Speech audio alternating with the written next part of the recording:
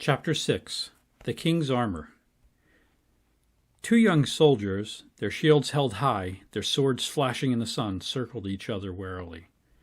A little to one side stood Gain, the swordmaster, watching their movements closely and calling out instructions now to one, now to the other. It was sword drill time in the castle yard. Lannis sat with a group of soldiers on the grass against the castle wall, watching the swordplay. More than any other part of castle life, Lannis enjoyed the long hours of practice with the king's weapons. Even though a number of weeks had passed since the night he became a soldier of the king, he felt that he was only beginning to learn how to use the shield and sword properly. Some soldiers of Lannis's age, like Robin, were already accomplished swordsmen, and Lannis was determined to erase the difference as soon as he could. His weapons had been given him on the morning after his arrival, when Gain had taken him to the king's armory deep in the rock beneath the castle. Here he was given new clothing of fine-textured material to replace his own well-worn clothes. "Those who serve the king," said Gain, "wear only the clothes that he provides. Nothing that we can bring is suitable to be worn with the king's armor." Then Gain brought him a belt, beautifully woven of silver links. From this belt hung a short skirt formed of narrow leaves of steel to protect his hips and thighs. Lannis took the belt in his hands and saw, engraved on the silver buckle, the word Truth. "This is the belt of truth," said Gain. "Care for it well and wear it always. Many times in battle has the belt of truth protected me against the enemy's blows. You see, one good blow at the thighs will so disable a man's legs that he cannot stand, and the best sword arm is of no use without a pair of legs under it. So truth will help you to stand firm, no matter what the attack may be. Without it, the rest of your armor is of little use." Lannis buckled the belt around him. It fitted perfectly and seemed to weigh nothing at all. Gain noticed his amazement and smiled. "The belt of truth will bear you up, Lannis, as long as you walk in right paths. If you stray, you will soon have to put it off, for it will be as heavy as lead." Then Gain brought a fine coat of mail in which were set steel plates to protect the chest and shoulders. On the breast, over the heart, was written the word Righteousness. "This is the breastplate of righteousness. It protects your heart. The darts of the evil ones are often aimed at the heart, and only the righteousness that the king provides will turn the blows." Next came a pair of shoes, protected across the instep with steel plates. Everything thus far had had a name, so Lannis looked at the shoes carefully, expecting to see something written on them, and he was not disappointed. Across the top of one was written, "Prepare the way," and on the other was, "Of the Lord," so that the shoes, when they were set side by side, completed the sentence, "Prepare the way of the Lord." "These shoes," said Gain, tapping them with his finger, "were called by the great soldier Paul, the preparation of the gospel of peace. You see, even though we are soldiers, our main job is peace. We fight the evil ones because we must, but we also carry to men the word of truth, telling them of the peace which the king came to the valley to bring, and how they can, by following him now, come at last to his eternally peaceful kingdom. The soldier's shoes carry him on his errands. We don't need to travel far to find our enemies, for they are all around us, but we need the king's shoes to carry his message to every corner of the valley." Like everything else that Gain had given him, the shoes fit Lannis exactly. While he was fastening them, Gain went to the back of the armory and brought out a shield. In the center of the shield was a cross, and on the cross was inscribed in letters of gold the single word, Faith. "This is your most important single piece of armor, Lannis, because it is the only one you can shift from place to place. Each of the other pieces will protect the part it covers, but if you had no shield of faith, the enemy would quickly find a joint in your armor through which he could send a dart. The shield will turn his blow before it ever reaches your body." Lannis held the shield so that the light shone on it. Then, with a puzzled expression, he rubbed at the surface with his hand. "Why is it that this shield doesn't shine like Robin's and yours?" he asked. "It looks like the same kind of shield." "Mine was dull like yours when I first got it," said Gain, "and so was Robin's. They grew brighter as we used them. These are strange and wonderful shields, Lannis. The shields made by men get scratched and battered with use, but not so with these. The more they are used, the brighter they shine. And if I or any of the king's soldiers were to fail to use our shields in his service as we should, they would lose their luster and become dull again. Well then, said Lannis, I will hope for an early chance to use my shield, for I want it to shine like yours. Next, Gain gave him a helmet which protected his head and the sides of his face, and which buckled snugly under his chin. Across the forehead was written the word Salvation. This helmet, said Gain, is made of the strongest of materials in the king's domain, and will turn the fiercest blow. The enemy knows the helmet well. When he sees it sparkling above the soldier's shield in battle, it fills him with dismay, for he knows that the great, overhand, crushing blows which he loves are useless to him.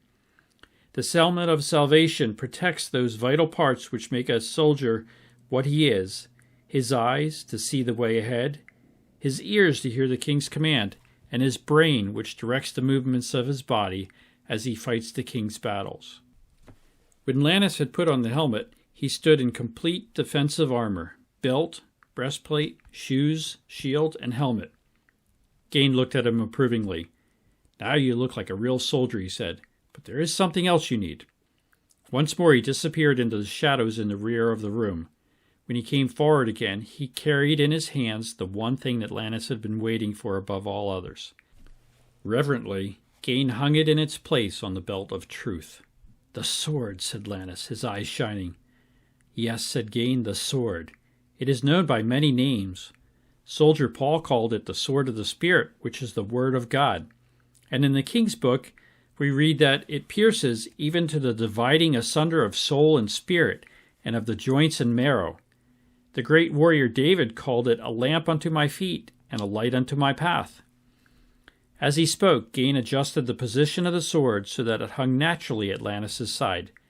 This sword is your guide and sure defense, your true friend and counselor, and the key to all of the soldier's problems, he said. Bear it faithfully. Last of all, Gain brought out a small silver trumpet, like the one Robin had used on the path, and hung it from Lannis's neck by a silver cord. On the trumpet was engraved the word Prayer. This is the soldier's help, he said. Its call will sound for miles across the mountain slopes, bringing you aid when you are all alone and outnumbered by your enemies. Best of all, the notes of this trumpet are heard by the listening ears of the king himself, who is quick to hear those in need. These are your weapons, Lannis. With them you are fully armed and ready for service. May our Lord and King make you ever worthy to bear them. And Lannis, resting his hand on the silver pommel of the sword, said earnestly, I hope he will.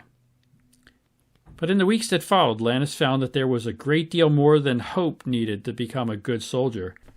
There were hours to be spent with Jamin, the seneschal, learning the code of the soldier, how he should conduct himself in the castle and in the field. There were days spent in doing the work of a soldier, helping in the garden, mixing mortar for the stonemasons, or scrubbing and cleaning the rooms and halls of the huge building.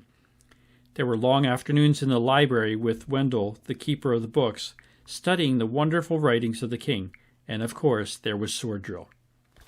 Sword drill was usually conducted by Gain in the grassy castle yard. He would line up the young soldiers and make them practice each stroke and parry until they knew them by heart. Then he would let them try these strokes in mock battles between themselves.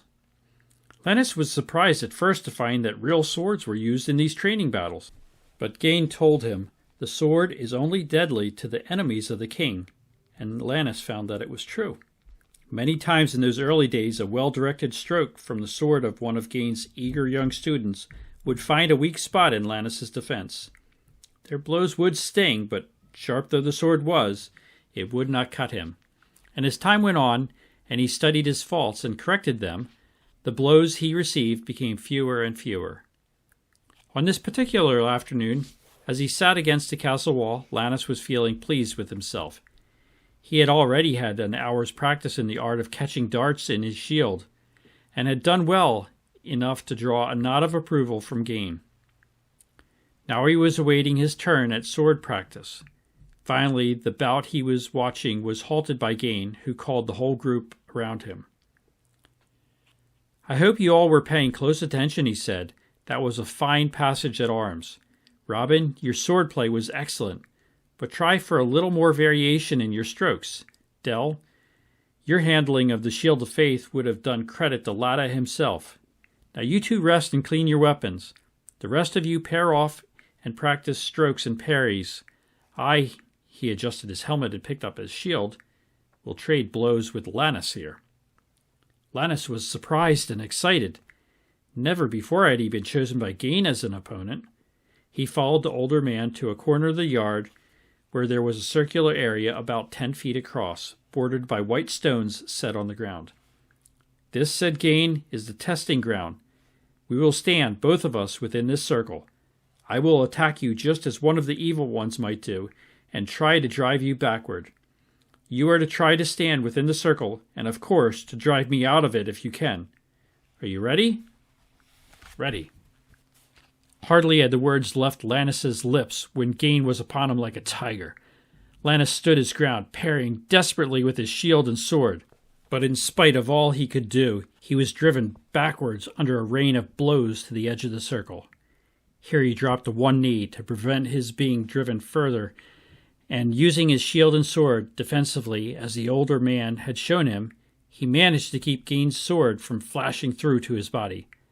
Once, when Gain was slightly off balance after one of his blows, Lannis even managed to strike out in return and fight his way to his feet again. But a new rush from Gain forced him again down on one knee. Finally, just as he felt he could hold out no longer, Gain stepped backward and dropped his sword. "All right. Now let's reverse our parts. You attack and I will be the defender." Lannis, stung by his near defeat of a moment before, struck out vigorously and succeeded in driving Gain back a step or two. But beyond that, try as he might, he could make no further progress. Gain, his eyes watchful above the edge of his shield, his sword moving quickly to parry Lannis's blows and to flick out an occasional counterstroke, blocked every assault. At last, when Lannis was nearly worn out with his violent efforts, Gain signaled a halt. He smiled as he saw Lannis's disappointment. "Don't be discouraged, Lannis," he said. "That was an excellent showing. Not many soldiers of your limited experience could have held out against that attack. You show promise of becoming a fine swordsman." He sheathed his sword. "By the way," he continued as he turned towards the castle, "I think you are ready for outpost duty. You are far enough along to give a good account of yourself if an attack should come. Report to me tomorrow morning, and I will start you on your duties." And with a final nod, Gain left him.